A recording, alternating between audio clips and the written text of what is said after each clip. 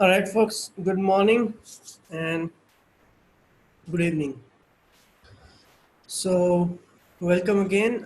This is our seventh session for ServiceNow Basics, and it's the second last session. Tomorrow, we'll be having the last session. So, hope it was useful. Give me a second, let me share my screen and then we'll start. Oh, it's already shared. So, yeah, look, the topics. So, recording is on just in case someone's wondering. It is it is on already. So give me a second here. Okay. So topics we have is so new topics, business rules, script includes and update sets. So we'll be covering them. I'll try to touch upon ACLs as well. I'll tell you what those are, but if we have time, we'll go there as well. We also will enhance our existing app which we started building in the last session. So in in the course of enhancing it, we'll touch upon these components which are listed, and let's see how it goes. So without further delay, let me share my instance now, and we'll start working on what we plan to. So give me a second.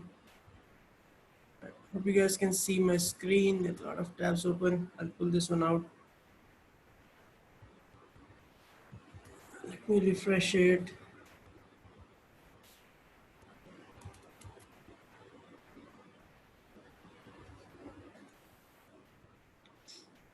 Like this.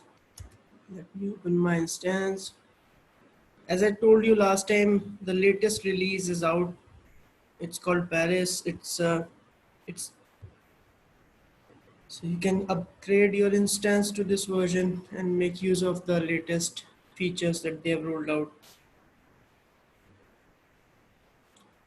So there's not very so far. I've not noticed any very big UI change, at least a very drastic UI change as such, but there are some useful features that they have brought in. You can go to the release notes to understand what those features are and see if you want to use them. All right, so the app we started creating last time was Logbooks. It's a we thought of having a communication tools menu, and underneath that we thought of putting in individual modules for various apps we would like to make. So let's see what we did last time. A quick recap. So this is the form we personalized or configured rather, and it generates a number automatically to identify this record uniquely across the system. Then based on the incident number, we were identifying the user, and we are putting in the preferred date time. We decided to have a drop down with two values and default being still to contact, and then notes, notifications, and additional notes.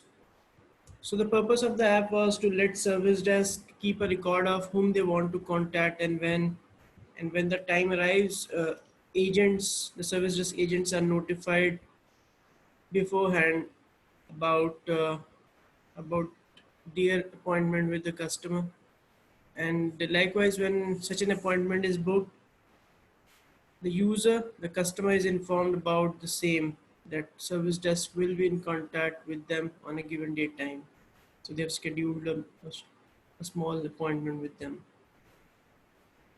So let's see how far we went. So based on this, we were showing the user, and we were filling in the preferred date time using this calendar. And yes, agent to be notified was driving another field, I believe, which is this when to send reminder only when we have agent to notified populated. That's when we see this when to send reminder drop down with couple of values. So how much in advance before the meeting they would like to be reminded by the system. So 5 minutes, 15 minutes, 30 minutes, 1 hour, and so on. And then this notes section, it's an optional section. So if you want to take some notes, and we all noticed that these asterisks, these stars, which uh, tells you these fields are mandatory. So like this one, these are grayed out because they have values, but this one is red because still I haven't selected any value. So once I select, this turns to black or gray, and then the small asterisk from this tab also goes away. But if you do this, both of them come back. So we did saw last time, then when we were saving it, an email was going out to the requester. So David Miller in this case. So let's go and see. I'm submitting this, and we went into the mail module. So we discussed it last time that this is a mailbox where you have all your incoming and outgoing emails. Since it's an outgoing email, it should be in the inbox. And this is the one we're talking about. No, this is, I think, okay, maybe, yeah, this is the one because it's my time zone is still America, so it's still 31st of July there, whereas in India it's 1st of August. That doesn't matter. So let me open this and see what this mail says. So it says that Mr. David Wheeler, we'd like to inform you that service desk will contact you on a given date time regarding incident so and so. We haven't given any notes, so there's nothing. Then the signature, and this is the watermark we discussed. It is used. It is defined by system on its own, and it's used by system to identify mails. If someone respond to them, if they want to cache those incoming emails and process them and take some actions, this is a very important piece. So watermarks shouldn't be deleted unless you want to cut down that path of interaction between a user and the system via email. If you don't want users to respond and process the emails, just get rid of these watermarks, and will not be, even if they respond, system will not react to those incoming emails. All right, so let's first talk about event, then I'll talk about business rule, and then we'll use them to enhance our app to trigger emails to our agents on a given date and time based on the milestone they have decided. So we'll be using events and business rule to achieve that. So first we need to understand what these are. Okay, so when I talk about events, there are two important modules. One is called event registry, and then there's another one called event log. Okay, so event registry and event log, these are two important modules you should know about. So let's go to event registry first. Right, so what are events? We discussed about the two types of processing mechanisms which a platform like ServiceNow uses. One is synchronous, that means then and there, and then there was another mechanism called asynchronous, which means later at some other point in time, and that too in background. So synchronous is then and there in the foreground, which means if I have my components running in synchronous mode, then when my user initiates any operation, any transaction, they like click on a submit, they save, they update, they even render a list, they click on this to bring up this list. Any interaction they do with the system initiates a transaction. So in ServiceNow, or rather in programming world, interaction of the user with system, and of course interaction of a system with another system, and something internally initiated by the system, all of these are called transactions, right? So these are operations which have some intention. So the operation will kick off, the transaction will kick off, it will perform certain operations, like they probably a transaction may churn a business logics, it will execute some piece of script, it will update database, it might contact some other system and achieve some outcome. So the process initiates, the transaction initiates, performs certain operations to achieve some outcome. That's what the transaction is. So if a user is clicking on submit, their intention is to save that record. If they're clicking on update, their intention is to update that record. So there's an intent behind the transaction, something that transaction wants to achieve. And in order to achieve it, it has to perform certain operations like saving on database, updates, delete, query, firing emails, sending out SMS, contacting other system, pulling out information from database, and so on and so forth. There could be multiple operations within one transactions. Transactions are not supposed to be huge. If you have lot of things happening in one transaction, what that might mean, and that towards synchronous transaction. Okay, transactions, and when we, the concept of synchronous and asynchronous applies to transactions, right? So we know what synchronous is, asynchronous is, we know what transactions are. Now if we bring them together, if I'm running a transaction in a synchronous mode, what that means is my user who is interacting with the system will experience the whole transaction response time. So if I'm initiating a save and that transaction which I have initiated undergoes a lot of operations in synchronous mode, unless the whole set is executed, the response will not get back to me. Until that time, the browser will keep rotating and the user will experience a long response time. So clicking on save for them might mean waiting for the system to come back, because till it comes back, that particular window will be frozen for them for any other operation. They'll not be able to click anywhere because system will be busy executing that transaction and interacting with the server.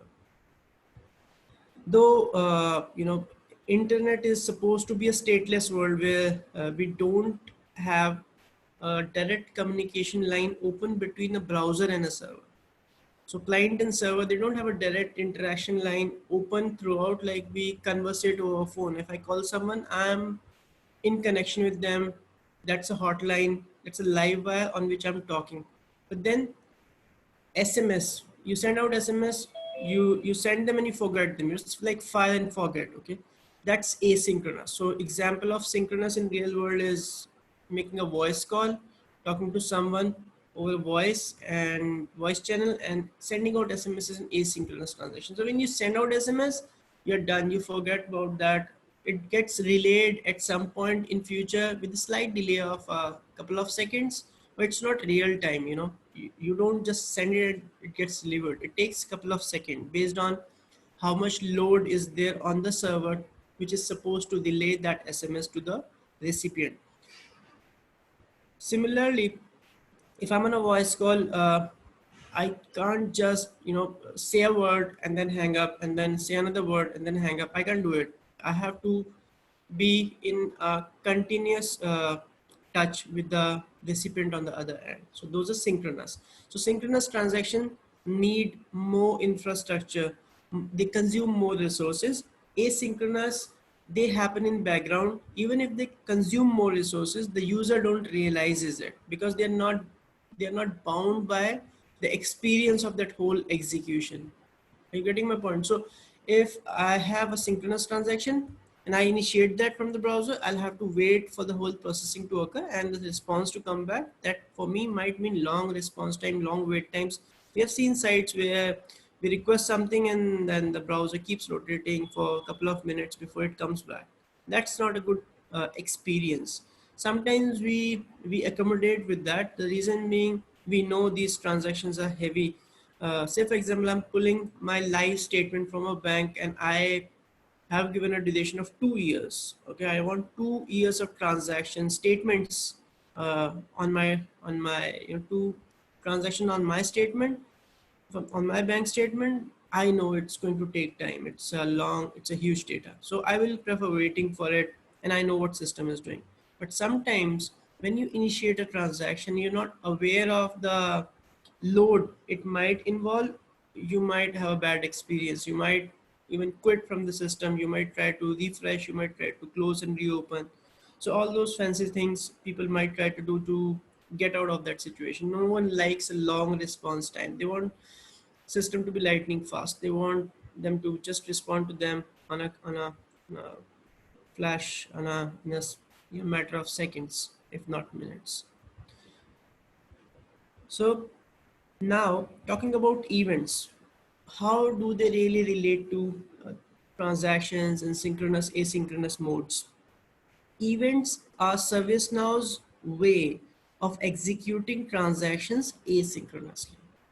Okay, if you want to execute a piece of code asynchronously, uh, you can have events, create events and use them to line up your transactions in the background, and the system will execute them in the background without people realizing that something is happening, and they'll get a response. So they'll get an async response, in short, where they don't have to wait for the whole transaction to execute.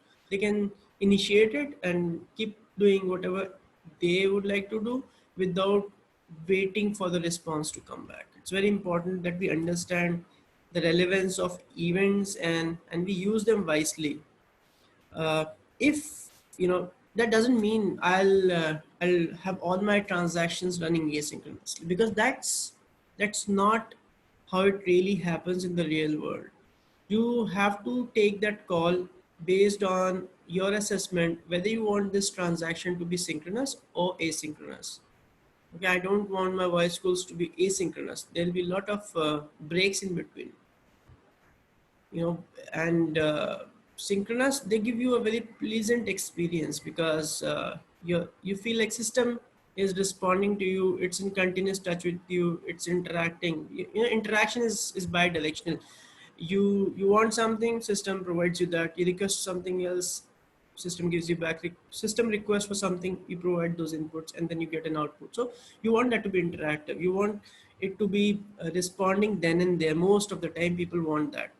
But as a programmer, as a developer, if I know I've written a piece of code which involves heavy lifting, a lot of database insert, updates, deletes, interaction with third-party systems, where there can be delay in response, I would rather prefer breaking my whole operation into pieces and keeping some in synchronous mode and others in async mode. Right?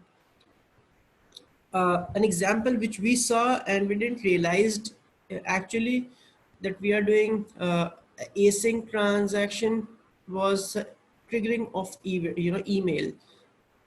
Once I click on the save record button on my communication log application, when I go and create this record, okay, when I go and create one of the records and press submit, the operation of saving this in database is synchronous. Okay, my system goes in and submits it to the server, which in turn contacts the database and saves this record in the database and comes back, and my form loads. Right, that's what we have seen. So if I do all this and I'm saving it, this is synchronous. See, my screen is frozen for the matter of second. It was frozen because this whole process of going there, saving it and coming back is in one transaction and in a synchronous transaction. So I experienced that response of going there and coming back because my screen was frozen. Just imagine if that was a heavy transaction. My screen would remain in that state where I cannot interact with it in a frozen state for long. And that gives me a sense of maybe something went wrong. And when I do, you start doing some funny things, system tells me, wait, it's not responding, it's unresponsive, because this browser, this client has sent that transaction is waiting for the response to come back. So, and the response is not coming back, and still waiting, and that's why it's non-responsive. Okay, so be very careful with your code which you write. Is it doing a lot of heavy lifting? There's a lot of insert, update, a very complex business logic, or you're trying to contact with some other system from within your code which can delay your transaction, break those transactions into synchronous and asynchronous one. So if you look at this whole operation, the intention was to save it and send an email.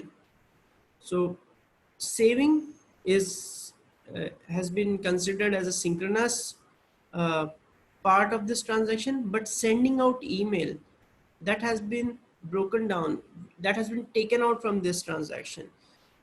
It's been put in an async transaction by this operation, and that sends out an email at some point later, maybe with a delay of 1 minute, but that's been you know branched out from this whole thing. So I'm not getting email the moment I'm saving it. I save it, system generates an email record, the SMTP server responsible for sending out email picks it up from the queue and sends it out. So that's that piece of you know uh, generating an email, picking it up, sending out, that's all done in a separate transaction, which is async transaction. So this whole operation has been distributed into two transactions. The saving of the record is synchronous, but triggering of email and sending it out is asynchronous. That's what system does on its own. Now, if we have a piece of code which we want to run async, we'll have to use events. Okay, so let's go back to events. So I was there in event registry. We'll talk about event log later on. So now what we want to do is my logbook. When a record is saved, I want to trigger an event. Okay, you trigger or fire or initiate, whatever you want to call it. I want to, in reality, tell system, at this point in time in future, I want an email to go out to this person. That's my whole intention. That email is an email, and that person is that agent to whom I want to inform beforehand that you have a call scheduled with the user at this date and time, 15 minutes from now, 30 minutes from now, or 1 hour from now, based on whatever value they selected when they created that record in the logbook. That's my whole intention, that's my whole objective. So first thing is I need an event, because I need a way to tell system, you know what, start from here. The moment system realizes this is there, it starts the whole process. So it's like a starting point which I have to define for the system, because I have to tell system somewhere, you know this piece from this point onwards is async, and the rest is synchronous. Okay, so let's go and create it, and let's see in action how it looks like. I think it's a lot of theory and less of practical today, but let's do this. So I have to give the only field mandatory, if you say, is the event name. Okay, so I'll give it some name. Okay, and I prefer always giving some meaningful names. So it's a communication,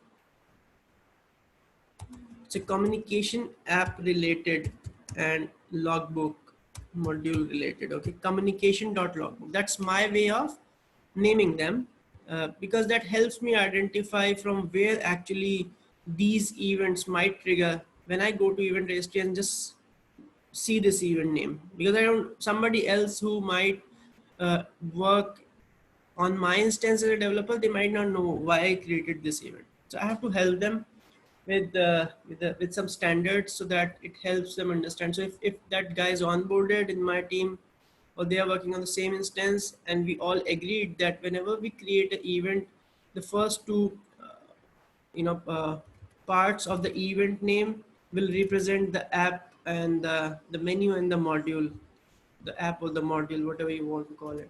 So it tells me clearly, where it's coming from, and then what I want to do, the intention of the event. So inform agent. Okay, that's what I want to do. I want to inform my agent about the appointment. Okay, maybe APPD. So this is little self-explanatory. It's coming from communication logbook. Intention is to inform an agent about their appointment. We can write some short description here. We can write some description. to help others when they maintain our platform. So this event will be used to trigger reminder email to agent for communication. Okay, I think I'll leave it here. That's okay. This event will be used to trigger reminder email to agent. And then my table, the table from where I would like to relate this event to. So my table is probably communication logbook. What was that called? Just let me pull up the name. Oh, so yeah, this is gets funky sometimes. It's called logbook, right? So let's pull up the logbook.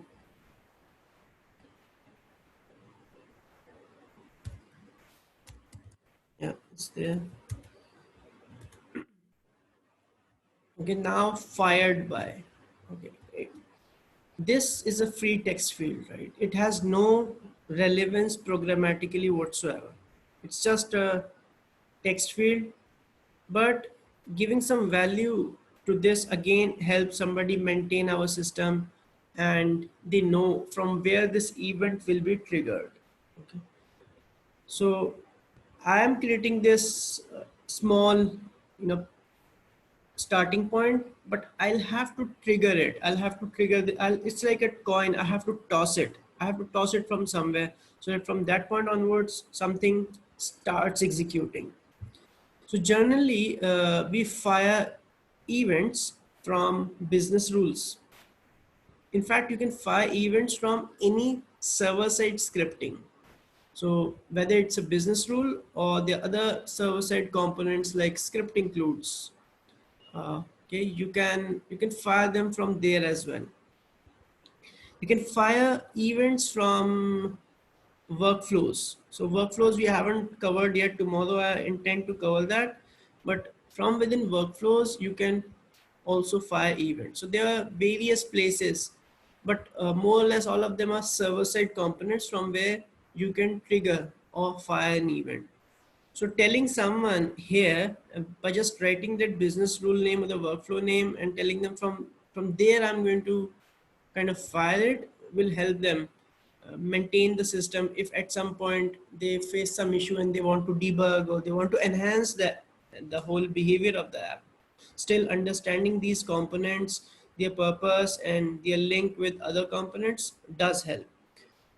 Even starting from this name, if I give it name like x.abc, doesn't make any sense, but this one at least makes some sense. Even if it makes 10% of sense, it does. And we should do our bit, whatever possible, to make our systems more maintainable and understandable by people who would be managing it. Okay, I'll leave these fields for now. They're for advanced users, but as I said, events are async mechanism, and there are queues in system.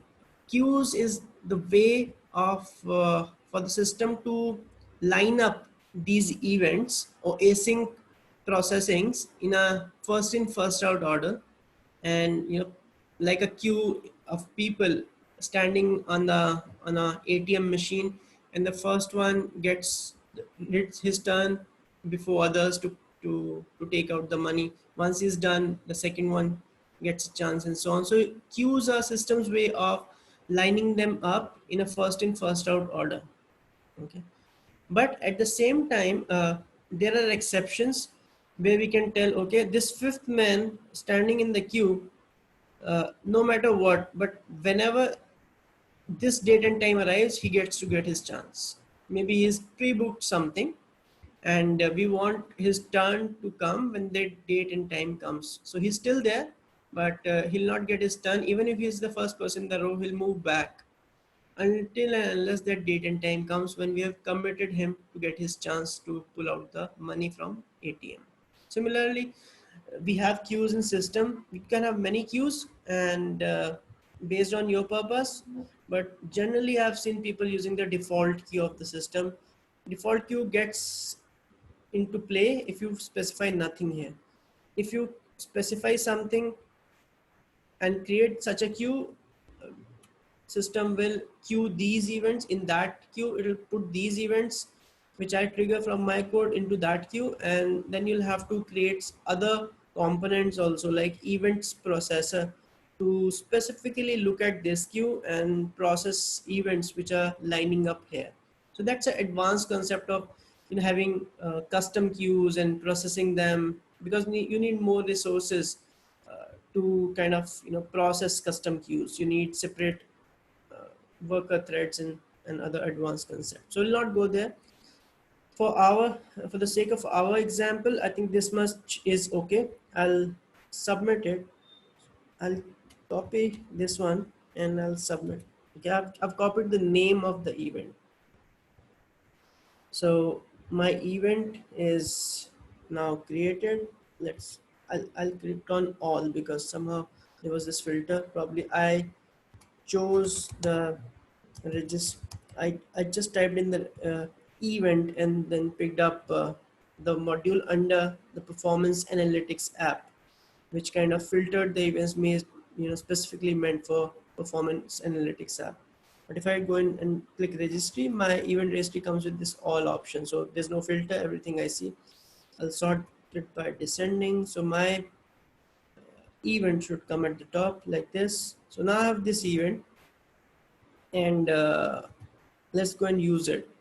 Now I have to file it. I have to trigger it. Okay, I have an event. Now I have to trigger it. So I'll trigger it from the business rule. Okay, we know what events are now, and let's go and go here called business rules under system definition. So this module, this is the place where you define your business rules. Last time I briefly touched upon business rules, and I did mention that most of our business logic, server-side code, and operations like saving in database, updating in database, deleting a database, scanning tables in database, retrieving records, firing events, now, and triggering emails and all that stuff that happens within business rules, in addition to the business logic. So business logic could be, situation like deciding if the value entered by user is X, go in this direction, then do this and that. If it's Y, go here and do this and that. And if it's Z, don't do nothing, send them an email, and whatever. So it's largely your specific user requirement, customer requirement, against which you'll write the code. So our requirement is to trigger an email to the agent at some point in future when that date and time arrives. So we'll have to create a fresh business rule. So I'm clicking on new, right? So let this form come. So first thing is a name. What name I would like to give to this business rule. So again, I'm fond of following some standards here. So communication, logbook, and trigger.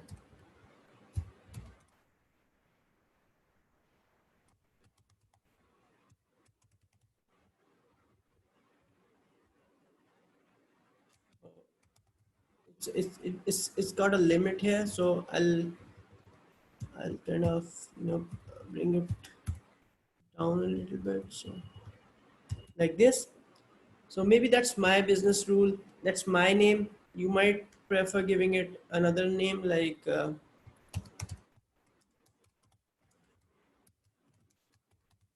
this.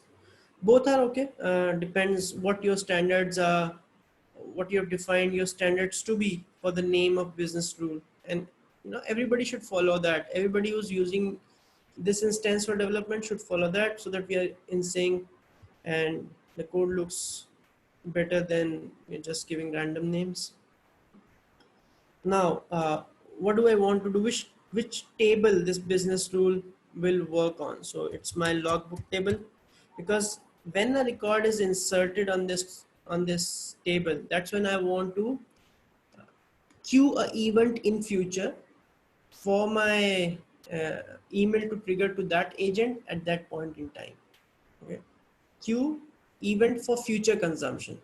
So you can queue event for consumption whenever the resources are available to to do the work around that event as soon as possible. So you can have an event triggered without any date and time, and that might mean system will process it within a couple of minutes, if not seconds, as soon as the cycle runs to process those events in that queue.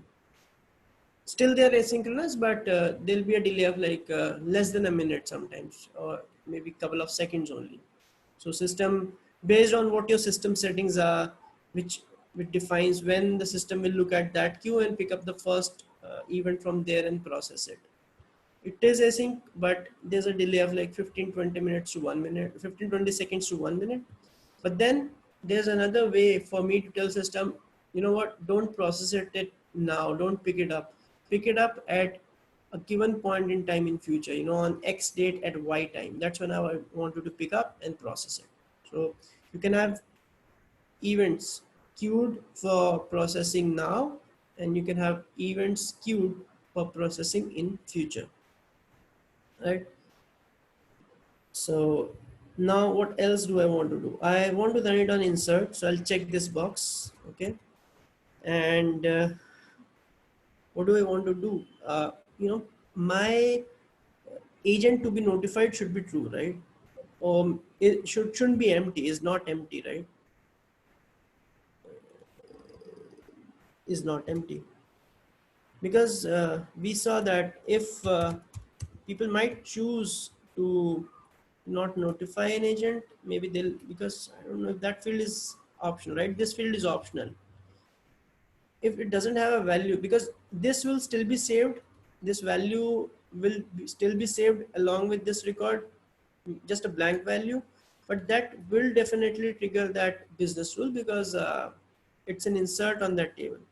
So I want to make sure that my business rule only runs on inserts when agent to be notified is not empty, because that's where my whole logic lies. That's where I want to notify, set up this whole communication line for my agent to be notified at a given point in time in future. So only when the agent to be notified is not empty, that's when I want to execute this business rule. What else do I want to do? Do I want to set values or show messages or a bot? No, I want to do a little more. So what do I have to do is click on this advanced checkbox, because now I have to write a script. It's not a simple setting fields to some values or showing messages or aborting an operation or transaction. It's a little more than that. So I'll have to choose this advanced option that brings in this third tab where I have to write my script. Okay, I've clicked on this advanced. It takes a little time, I've seen, to bring this text editor, the code editor, but I hope you can see it now. So this is where I write my code. It says add your code here.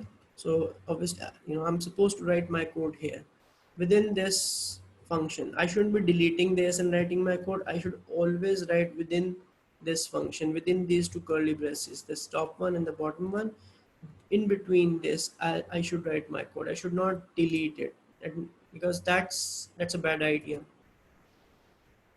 Deleting that piece might mean, you know uh, transactions and these components messing up with each other. So if I have maybe multiple business rules which are configured to run when the log in record is inserted in the logbook, so we can have multiple business rules on one table. Okay, so the order in which they will be executed depends upon the order that you have given. So you don't see probably an order field on my form, but there's an order field on the business rule table. You can bring that up by personalizing this form and bringing that field on the form. So order defines the sequence in which all these business rules will run. They run from lowest to highest order. So all the business rules which are configured to run on insert of a logbook uh, will run in that order, and then conditions will define uh, which of them will go ahead and perform actions or run these advanced scripts. So what I was trying to make a point here is, if I delete this and I write a code here and I declare some variables like this, if this variable is there, is defined in some other business rule running in the same transaction, the value which I set here will get transferred to that business rule, and it might assume that its own logic set that value, but that's not true. It was set by some other business rule running in the same transaction, and that's a bad idea because then your code messes up. So don't delete it as a thumb rule. Do whatever you want to do within these two curly braces, that is within the body of the function. And this function gets executed automatically when your business rule is triggered and these conditions match. Okay, order is here, sorry. So it's here. Okay. So now what do I want to do? I want to trigger an event, right? So I want to fire the event. There's a fixed statement. There's a first thing is there's an object called GS. Okay, this is a very important object. The full form is glide system. GLIDE SYSTEM. Okay, glide system. GS represent glide system. This is a server side object. Okay, so I have to use this object. I think we came across this earlier also, but if not, that's okay. GS is a server side object. Full form is glide system. This object lets us perform certain things on the server side. So we can use those features it provides. So features like, queue and event. So GS dot, the moment I press dot, I see a lot of functions, a lot of things this object can do for me. I don't have to write 10 lines of code to fire an event.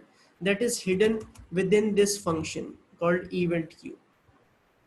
So whole code to actually queue in the event and do other stuff is taken care by this function of glide system object gs.event queue. I have to just do this much and pass some parameters. That's only what I have to do. So it's a good example of abstraction when you talk about object orientation. So abstraction means hiding complexities behind and letting your developers use the the overall functionality behind that implementation with a very user friendly in a very user friendly way. So I don't know what else might be happening behind the event queue call. There could be 20 lines of code getting executed. So example of abstraction is your switchboard, where you have these buttons on the front. You operate them, you switch on and off, but there's a whole set of wire mesh and probably a circuit behind the scene which you don't see. So you know switching on and off is a complex operation, but to us it looks like just toggling that button. Similarly, for us, queuing an event might mean calling this function, but in the background there could be a lot happening. So we are you know uh, we are saved from that by ServiceNow. They have given this function to us to use if we want to fire or trigger an event and queue it. So this function says event queue. Okay, so first, there are a couple of parameters here. So if maybe I have to just delete it one more time so that we see what parameters it takes. So it says queues an event for the event manager. If you read this tooltip that just came up, this context, this text written here, it says queues an event for the event manager. So that means event manager is some component which processes those events which we queue. Okay, let's press tab, and now we see a lot of parameters here. So parameters or arguments, whatever you want to call them. When you call a function, you have to pass it some values. It needs some inputs. Some functions don't need it, but some functions do. The ones which do need it, they definitely show you their header. This is a function header actually.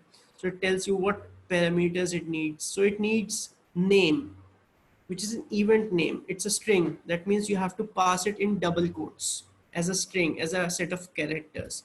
Numbers you pass like without quotes, 1, 2, 3. The second parameter is glide record. Okay, now we haven't touched upon glide record, but since we are here, Glide record is another object, very important object, a server-side object used by ServiceNow to represent a specific record in database in a table. So if I have 20 records in my communication log table, and if I pull one from the database, I have to store it in an object which is of type glide record, and that glide record object will represent that row in the table. So glide record represents a given row in a table in database. So when you pull data from the table, you have to store it in a glide record object. Okay. So now the second thing it needs is a glide record object. So it needs that record in my logbook against which I want to queue this event, because it has to pull some data from that record. Like in our case, we need to pull the agent name whom we need to, inform. Maybe I need to pick the value they selected when they would like to be informed, 15 minutes prior to the appointment, 20 minutes, and so on. Okay, so I have to pass that object, the glide record object that represent that record. And then we have three more parameters: param1 string, param2 string. So anything else you want to pass, anything. It could be a fixed string, it could be a number, it could be a variable which has some value based on some logic which you have executed before queuing any event. So these are optional parameters: param1, param2.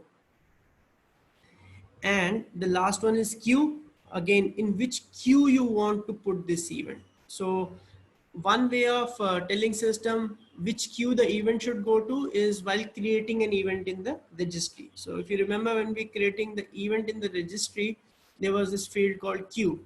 So that is the first chance for us to mention which queue this event should go to whenever it is triggered. Okay, and if I don't want to do it there, I still have an opportunity to do it here.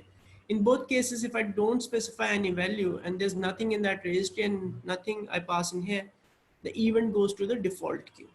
Most of the times, 90% of the times, events goes to default queue, and that is okay. That is how we've been working for years, and I've not seen anyone changing it unless they have a very strong reason to say so. Sometimes there are events, I'll give you an example.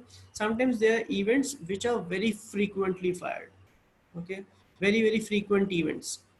People choose to have a dedicated event queue for such purpose, because then that traffic, that whole set of events kind of delays other events to be processed, because system is mostly overwhelmed with just processing that load, and it hardly gets a chance to process the rest of the events, and that's not a good idea. So that is where people split up, queues. They find dedicated queues for those events. Anyway, so first thing is the event name. So this is my event name, right? That's what I created in registry. So that name will come here. And then second parameter was glide record. Okay, now since I'm sitting on the business rule which is running on this table, and you see these two parameters even to this function, right? It's called current and previous. These are two parameters which are passed to this function when it is automatically called by system, and this is called current and this one is previous, and they represent the record in this table against which this business rule is executing. And that's a good news, because now I have direct hold of that record against which this business rule is running. So once you save it, once you save a record in logbook, the business rule executes. It's executing against this table. Current object represents that particular record. That means at this point it is equivalent to a glide record representing that record. Okay, so I'll use current. So instead of pass, I'll just use it here, current, like this. It's a glide record at this point in time. So current is representing that particular record in this table against which the business rule is executing. So I've passed the event, then I've passed this object and a semicolon here.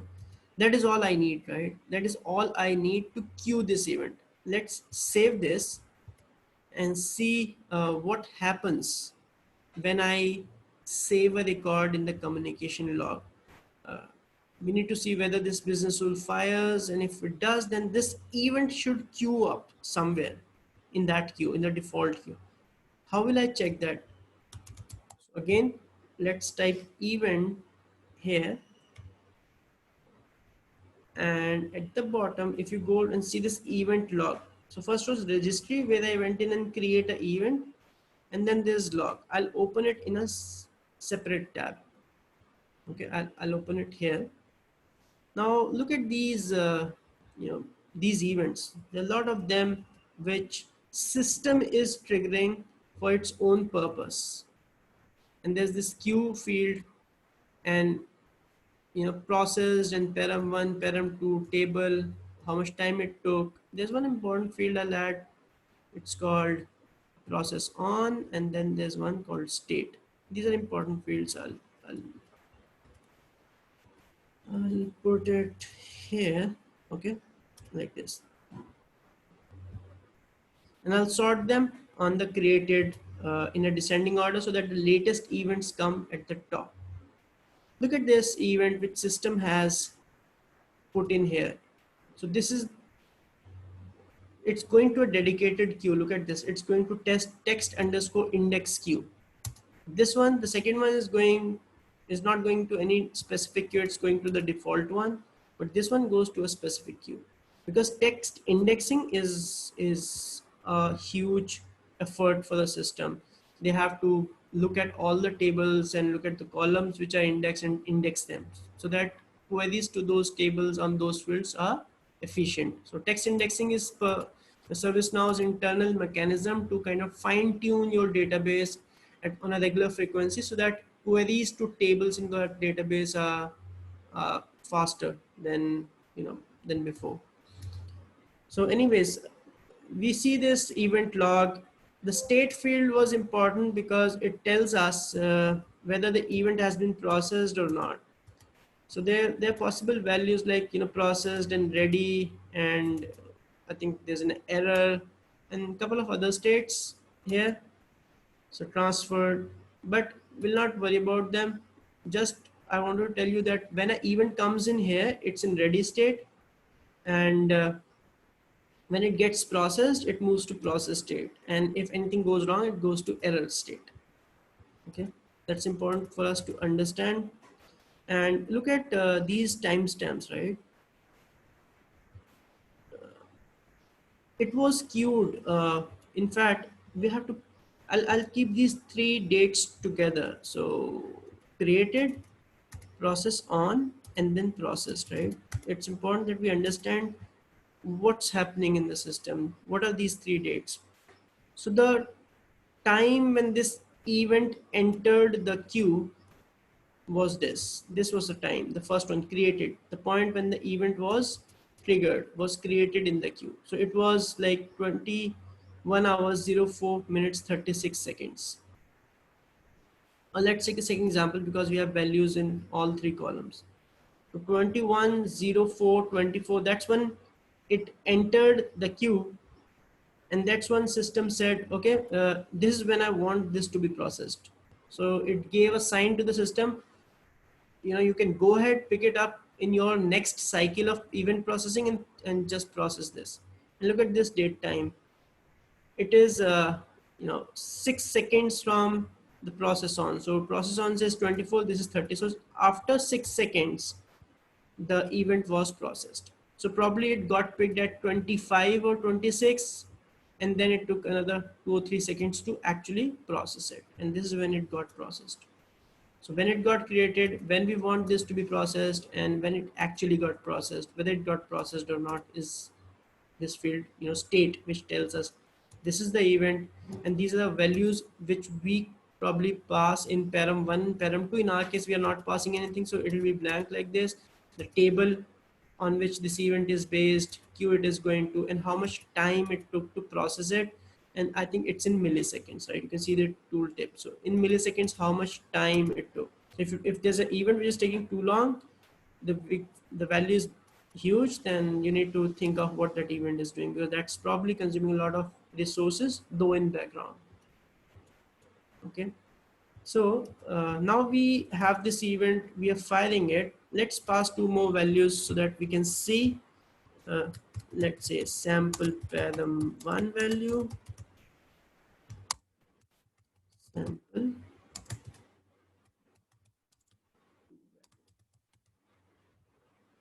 Okay, I'm just entering these so that we see in the queue, in the log, whether these values are getting passed, etc. or not. Okay, so now I'll go and create a record in my communication logbook, and that should trigger this event and should pass all those values. Okay, let's go and see this. So right now if you see my event log, there is 1 second, the top event is heartbeat. Okay, let me put this at the first place, name. That should come in here. Okay, that's better. So it's sorted and created, and this is the top event, text index. Let me go and create a record for myself. Okay, preferred date, time. It actually doesn't matter at this point in time, but okay, first thing is let's save it. Okay, I'm not giving agent to be notified deliberately. The event should not queue because our business rule says on if it is not empty, only then queue it. Okay, so there's no event called with the name, communication.logbook. There's one event called user view. If you see this, this is on this table logbook. The two events rather which got queued recently, user view and notification engine process. So these events are queued and used by a system for its own internal processing. And you remember I told you when we save it, system is splitting up that transaction into save part into synchronous and sending out notification as asynchronous. Look at this, it queued up this event to send out that notification. So that splitting up and further processing of notification is happening because of this event. So it queued this event because it wanted to separate the email sending process out from that transaction and let the transaction just save it and come back to the user. Okay, and these are based on the logbook table, so you see the logbook table here. But anyways, I don't see my event because the conditions for that were not matching because I didn't give anything here, and that is just running on the business rule is just running on insert. So I'll have to go and create another record so that if I mention agent to be notified, I should see the email. Oh, sorry, that event. Let's go and see that for now. This time I'll give you know uh, agent to be notified. I'll put some name here and this thing here maybe. Let's save it. Now my event should queue. Refresh it and look at this. This is my event, right? This one just got queued. It has some param1 value. Look at the values we passed. We passed strings, right? Whatever we think makes sense, we just passed it. This is an event for this table. It's going to default queue. It's ready, and this is when it got created. We want it to be processed immediately because we haven't mentioned yet that I want to process it in future, and the processed field is empty because it's not yet processed. What I'll do is I'll right click here and I'll do show matching so that I only see these events, right? So look at this now, it got processed. After 10 seconds, it got processed. So system processed it. As such, there's nothing to process because we are not doing anything based on this event yet. Okay. What I'll do is I will base a notification. Yes, you can pass, Deepak, you can pass any value you want. You can even pass variables or values which you have decided based on some logic. You can pass all of that. It's not necessary to just pass strings. Okay, so if I go back to my business rule and where's my business rule here, and if I do some scripting and there's a complex logic, and then there's a value which is decided. Okay, so imagine I have a variable called you know, calculated value, just random name, has no relevance for us at this point. And I'm doing some stuff like, I've written some mathematics and I've done some stuff, and I want to pass this. I can use it like this, either in value 1 or 2, wherever I want to pass it. Okay, this single quotes needs to go. Now this is a variable, it's not inside those single quotes or double quotes, right? So once you put a thing like this in the single quotes, it or a double quotes like this, it actually becomes a string. Okay, even if you have declared a variable up here, but this is a string now. Okay, so this will be passed as it is. This will be passed as it is. But if I remove these, this is a variable, and then system expects that you declare it like this, and you have some value in that which you want to pass. Okay, so you can have this as well. I'll leave it for now. Maybe we'll see it how it works. But the point is, now I want to send an email. Okay, I want to send an email based on this event. At this point, it's doing nothing. So let's go and quickly configure a notification the way we did last time. Let's go to system notification, and notifications here. I'll leave it. I know I just changed the name. I don't want to change it. Logbook inform user contact intent, right? That was our first email to the user. I want to create another email to let agent, to inform agent that they'll have to contact. So you know what I'll do is I'll write like this, and maybe I'll insert and stay. Okay, I'll create a copy. I'll not create it from scratch. I'll create a copy. So inform agent reminder. That's my notification name. I'll right click now. I've given it a separate name, and I say insert and stay. So it says create a copy of the current record with any modified values and redirect to the new record. So that's what I want to do. So I'll just do it. I'll insert and stay, and this is my copy, and the original notification which was supposed to go to user is intact. It's still there.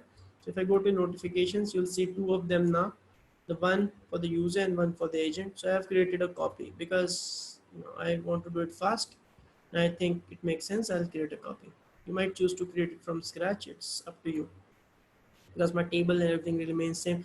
So this is not end user specific. This is maybe I'll I'll try to pick up some more you know reasonable, more logical category. Is that, do we have like resolvers or fulfillers or something? Just an IT. Let's call it ITSM. It's part of service management uh, for agents. They're just managing their services. So let's call it ITSM. I'm just trying to make some sense out of that. You can go and create new category if you like. And now, I don't want this notification to go out on an insert or update, right? I'll uncheck this and I'll select an event. Not the trigger should be an event, not a insertion or updation of a record. Like the first one to the user is going on insert, right? But this one is based on the event. So I have triggered an event. I want to base this notification on that event. So I'll select event is fired, and then I'll have to select my event here. So it was communication logbook inform agent APPT, right? This one, I'll select this. So whenever this event is fired, I want to send out this email. That's what I want to do. Who will receive it, right? In our case, previous case, it was the user, but for now it should be the agent. So I'll expand this, I'll move it here using this arrow, and agent to be notified is the person whom I want to notify. Okay. What will it contain? Let's give it some context. So time time to contact customer. Okay, and incident number. So this is what I want the subject to look like, and then you know this thing, content, actual content. So it's not a username, it's an agent name this time. So I'll expand these fields section here. So agent to be notified field stores that user record. I'll expand that, and I'll use the name from here. Okay, so this first name, this last name, there should be name field as well. It's a combination of first and the last name, this one. Okay, so this is the placeholder I would like to use instead of the other one. So I'll cut it, I'll remove this, I'll paste this here, and I'll remove this as well. I'll put a comma like this. So dear, the agent name will come here. Would please be informed. Okay, I'll just zoom it a little bit. I think it's tough for you guys. So please be informed that time to reach out to customer for the incident number. So this is the incident number. Okay, I'll pick it from here, I'll put it here. So regarding this is arriving,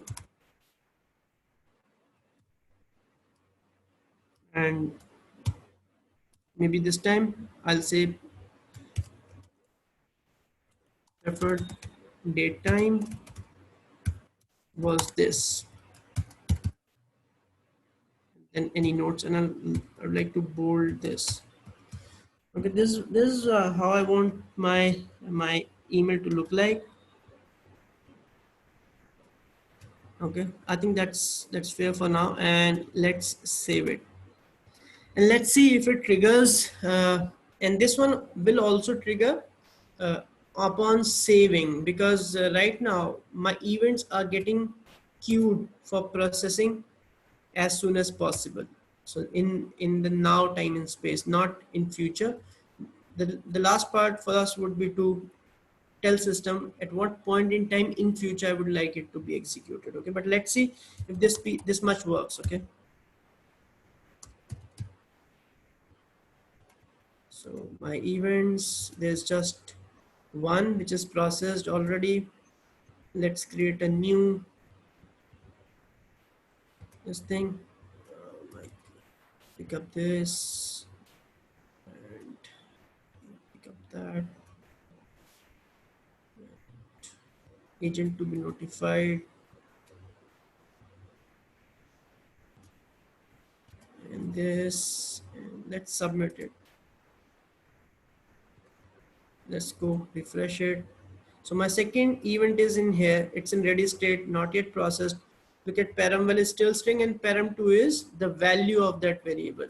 Okay, so as I said, you can have strings, you can have variables, so your variables can have any value.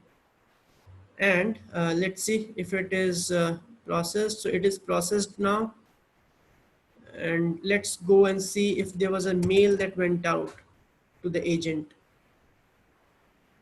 So it should be still in the outbox because I haven't enabled my emails in my instance, and I told you last time how to do that. Look at this email. So there were two that went out, one telling them that telling the user that service desk will contact them, but then the other one at the same time, because of the insert, telling them it's time to contact the customer. It's based on this event, and this is the actual notification which is going out, and this is the content of that.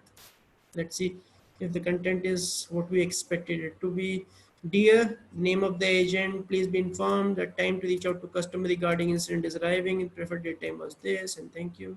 I think it's the way we expected it to be. So fair enough so far.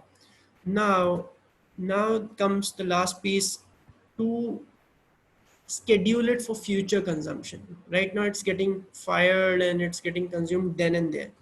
Now I want to schedule it based on what I select in that drop down. Okay, now let's get a little fun here. So business rule, why am I doing something wrong?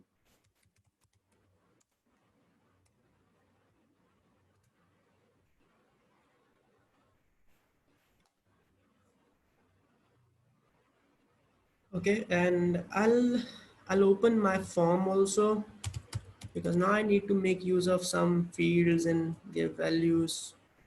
So I'll open my form here, one of those calls. So what do I want to use? I want to use, this field.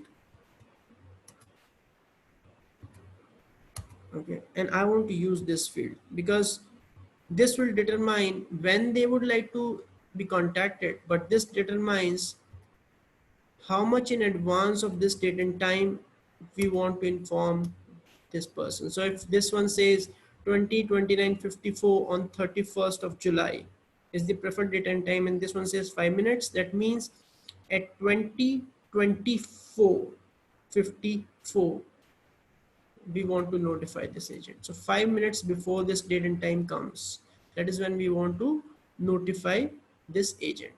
All right, so the important components coming into play here are these two, because these are the field values which will help me do that calculation. So what I'll do is I'll pick up their name. So I'll right click on that. So you prefer date time. Okay, that's my date time.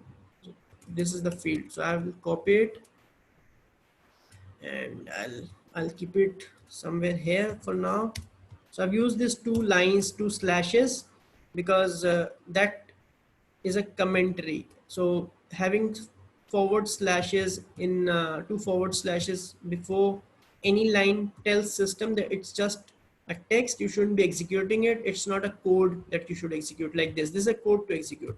If I comment it, if I do these, if I do this, it turns green, system will not execute this code. It will run this function, but it will only run these two lines. It will just ignore any other lines which have these forward slashes. Okay, so I'm just keeping it for my note here. So I've put in these forward slashes because I want just to copy these names for my use. So okay, and that's the second one. Okay, now values, I have to use the values behind this. So if you remember, when we created choices, let me go and show you choices. The label says, there are two things, label and the value. So labels say 5 minutes and 15 minutes, but the internal values are like numeric, 5, 15, 30, 60. So this is all in minute. And now you understand why I kept them numeric, right? Because if it would have been like this, I cannot use in mathematical and date time, comparisons and operations in my code. So these have to be numeric so that you can do all those calculations. Okay, now what if I'm going to pull up value for that field for the particular record, I'm going to get 5, 15, 30 or 60 based on what the user has selected when they were creating this record. Okay, so now I have date time, I have when to send reminder. So let's do the calculation here. Okay, let me take a variable. So I now have to decide on the date time. So date time to send reminder. This is the variable in which I will store the date time when I would like to send the email. Okay. So first thing is, I'll say, okay, it's the date and time of the current record. So the current record which is getting saved, on which the field which is called preferred date time, whatever the value it has, that is when I want to send it. That's my first take. And now what I have to do is reduce those many minutes from that date time, and that is all I have to do, so that it comes ahead of that actual preferred date time, and we'll pass this value somewhere to tell system to execute or to file it or to consume it at that point in time, not before that. Okay,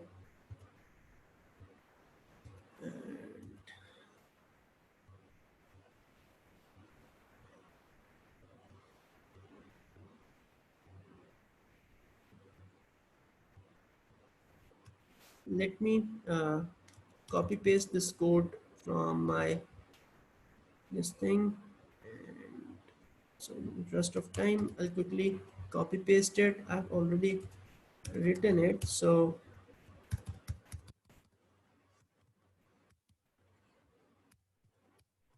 okay, now if you see, there's this delay variable, which is a glide date time, and I'm setting some value to that. Let's now it's going to get a little complicated, but it's in minutes, right? So I'll have to do some concatenation. This is called string concatenation. I'm trying to make a string. I'll explain you what this is, but okay. Okay. Okay, now let's try to understand these two statements. So we know what this is. This is just a variable, and I'm storing the value of that field on that record into that variable. I've taken another variable delay, which is a glide time variable, which means it will store just hour, minutes, and seconds. So into store time. So variables, can be as simple as storing numeric values or strings, but it could be, some complex types like glide time. There's another called glide date. If you want to store date, you can store it in strings, but storing them in these types of variables help you do those calculations which you want to do on date, time, objects, and those values. So when to send reminder is a drop down which has that value. It tells me 1 minute, 2 minutes, 3 minutes. So I'm just putting that here in between, because initially if you saw the value is should look at the end like this: hours, minutes, and seconds. That's the final thing which I want in this, and this piece and that piece will remain as it is. So I've put them in double quotes along with colons, and then I've put a plus sign here and the value in between, right? So eventually it will turn out to be something like this. If I've selected 15, okay, we'll go and see how it works. I just think it should work, but let's see if it misbehaves. So we'll have to do a little bit of debugging if required. Okay, now this is the date time, right? This is the date time in which I want to add this delay. So add delay, but this delay should be in advance. So delay means, in future, maybe a little ahead from there, a little far from there, but it has to be brought forward. I have to pull it back. So what I'll do is maybe I'll multiply it with -1, right? It's just mathematics, right? You have to use. So when when I say delay, a positive delay means moving forward, and negative delay should means bringing it, pulling it behind. So I'm just thinking that it should work. I just wish it works. And then if you see, I'm using a different function of GS object. The one which we initially used was called event queue, but this one is called event queue scheduled, right? I should be using this. Now I want to schedule a event for future consumption. It's not the event which I want to process now. I want to process it at some point in future. I want to schedule it. So I'll select this and I'll copy paste. The rest of it remains the same. The last value is, when. Okay, when do you want to send it? So I'll say when is equals to, this could be a variable again. It's a date time set to whatever this value had, add a delay in negative and store it in when, and when is what I'll pass as a last parameter to this. Okay, I'll get rid of that. I'll explain that event queue schedule statement. So of course, the first one was event queue. This is event queue scheduled.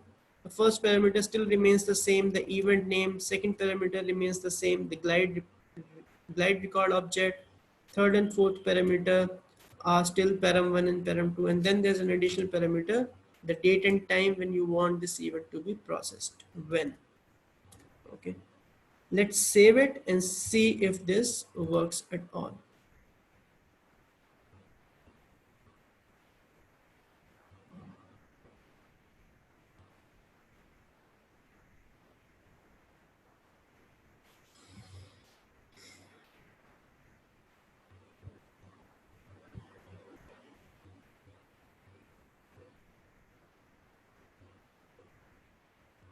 I don't think this will work because this delay, if you look at this, this is date time value. It's not a number. So I don't think we'll have to multiply it by one, but I'm just removing it to see if this much piece kind of works. So my event should at least schedule uh, ahead of whatever time I have selected. So if I have selected date and preferred date and time in 15 minutes, it should add 15 minutes to that and should queue the event. So it's going to go in future, but we'll see how we can pull it back. But let's see if it at least queues it the way we want it to, or whether it faces a problem.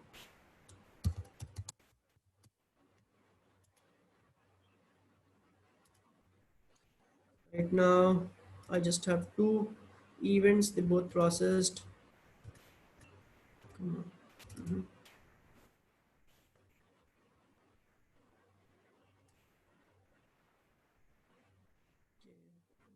Date and time. Maybe first. And you know what? I'll keep it a little simple here so that we know if something has happened. And person to be notified. Maybe this one. And just at 5. Let's, or maybe 10. Yeah, that 15 is okay. Save it.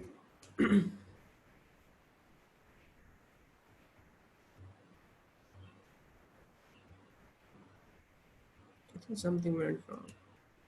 But let's go and see. Yeah, the event got scheduled and it got processed, immediately. It didn't really, and you see something went wrong. This value didn't got saved at all. Let's save this. Oh, it's getting reset somehow. I don't know why, but let's see if it at all, if at all, it's storing that value. Come on.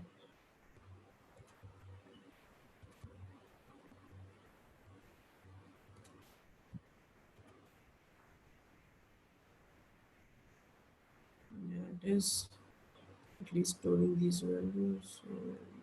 Created and sorted by the created field. Yeah, it is storing that value, but when the form loads, it's resetting it back, and we should go and see why.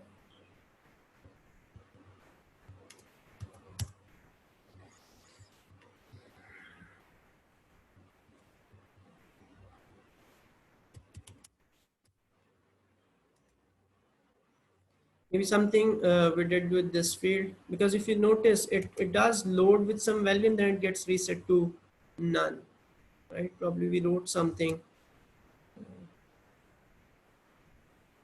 configure. I think that was a UI policy, and yeah, yeah. I think we're just clearing it up, and this is getting executed on load as well. So when the UI policy is running on load and it sees the agent to be notified is initially empty, it just blanks it out. So maybe for now, what I'll do is I'll remove this.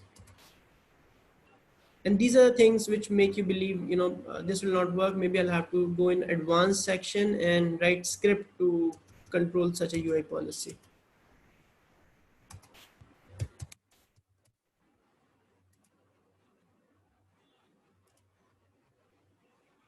See, now it stays. Because that UI policy was running on load and it says if this field is empty, clear it out. But when the form loads, this is actually blank. And before it gets set, the UI policy executes and it realizes it is blank and it just setting it to blank even if the value got set by then. So yeah, you need to see how to control it through an advanced option. If not, the just drag and drop and click in those things. So you may have to write some complex script to address this specific situation.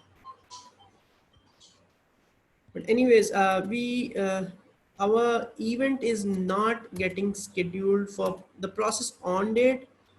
Should be in future. So right now it says it's the same, created and process on. Now I want my process on to be to be a future date, because that's what I wanted. Let me go back and see my business rule.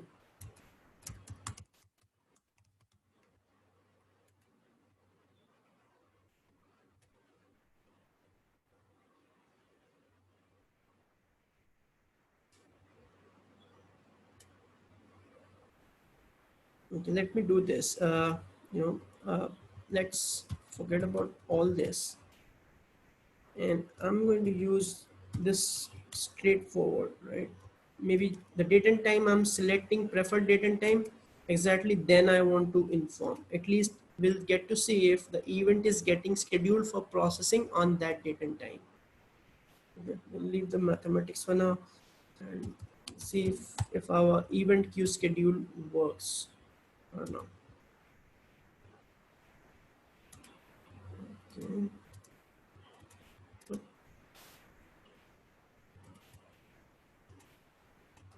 So my preferred date and time is maybe 7th of August, and that's a time, just my reference, and I'll save. Okay, I'll have to give this agent to be notified, else my business rule will not run, and I'll give it 30 minutes.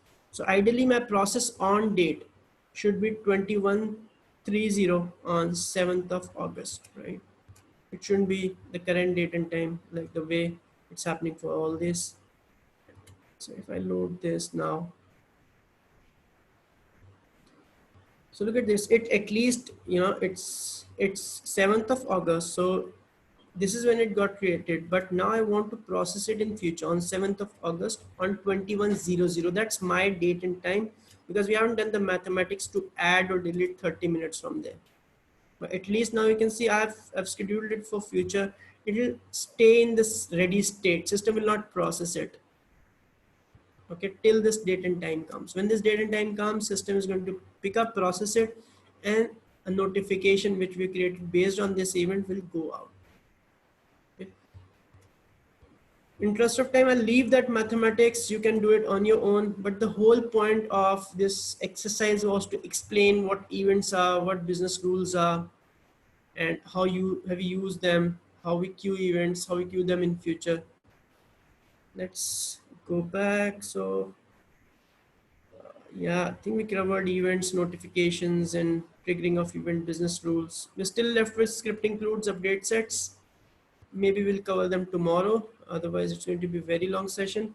But expect a 2 hour session at least tomorrow, because we have a lot to cover tomorrow. That's the last day we have on our agenda, and there's a lot to be covered yet. So update sets, script includes, and ACLs.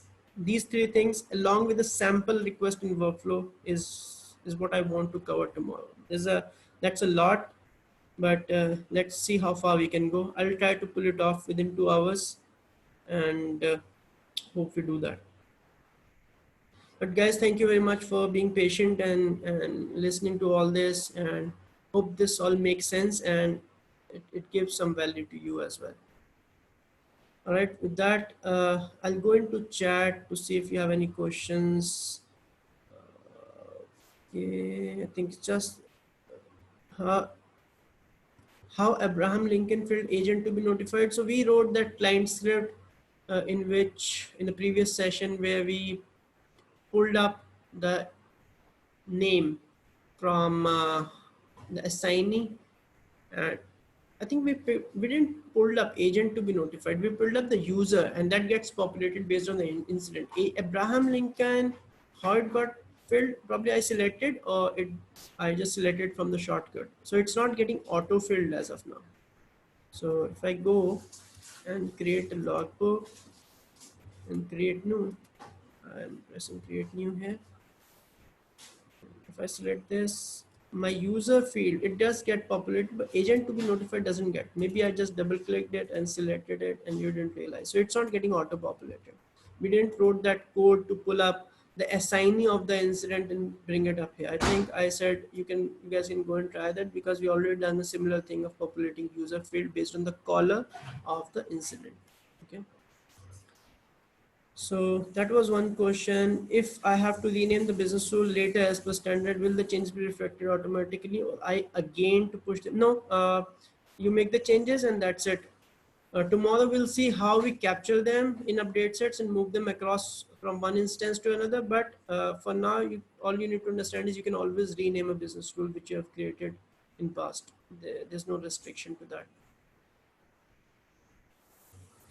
How do we know which one are required or optional parameter? Is it underlying text which is mandatory? So the text editor, this one, the ServiceNow's internal text editor is not very smart. So it doesn't tell you, but if you'll go through docs and the docs.servicenow.site and try to search for the method called gs.event, you just write that in the search and press enter. The documentation around it will tell you that third and fourth parameters are optional. So all of that you'll be able to find in docs, because this development environment, this editor is not very smart to tell you that. Can we also pass parameter instead of plain text under param one?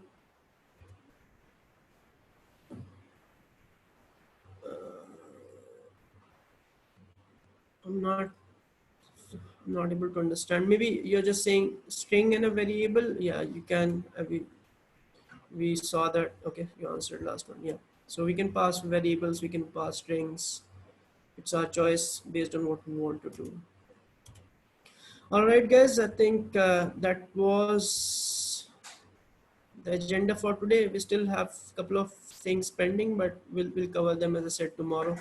And it's going to be 2 hours at least, and we'll cover a lot tomorrow. So with that, I think we'll finish the basics session of ServiceNow, and that's a little more than basic, I must say, but uh, I think that much was required to get everyone a fair idea of what the ServiceNow platform is, and do they really want to pursue it as a career in future or not.